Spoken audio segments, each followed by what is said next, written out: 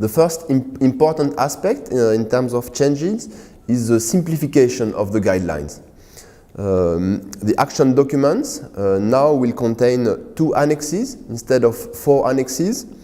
One annex on PFM and one annex on the public policy. The macroeconomic stability assessment now will be done in the action document narrative section, which is quite a simplification. The PFM and budget transparency and oversight will be in Annex 1, and the PFM annex has also been simplified. So this will really help the work of the task managers at the delegation level to produce the whole action document file.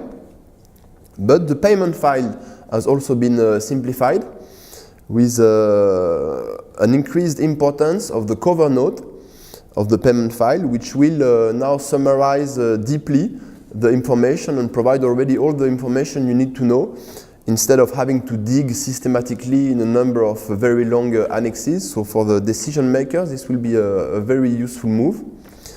And for the task manager as well, in terms of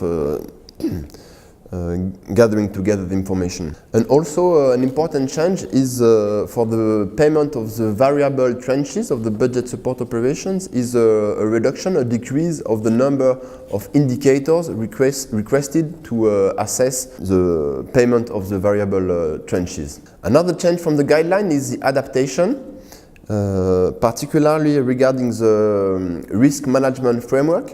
It's important to note that the template has been adapted to the new 2016 PEFA measurement framework. So now it includes old and new indicators.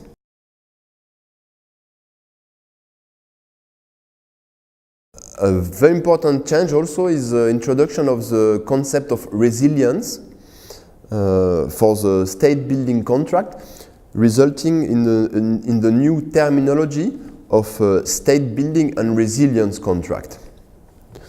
I understand from the training that the objective is to increase the capacity of the state to cope with shocks. In my view, there could be more work on the precise definition of resilience, because guidelines do mention also support to societal resilience as opposed and not only state resilience.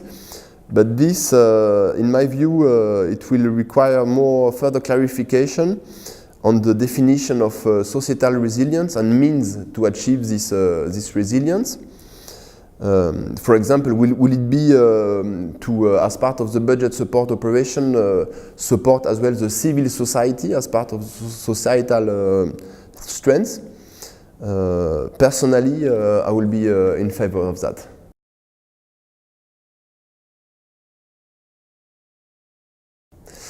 To me, yes, because I will start preparing a new action document for a new budget support operation in January this year. So indeed, the simplification of the whole file of action document, for me, it will facilitate and make my job easier. And straight after that, we'll also prepare a payment file for a disbursement, an important disbursement for the Gambia in 2018.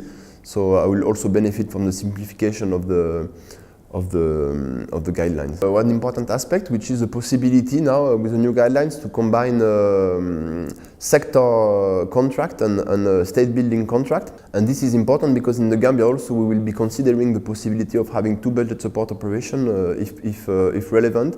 One as a state building and resilience contract, and the other one as a sector reform contract. So that's also something we might use from the new guidelines.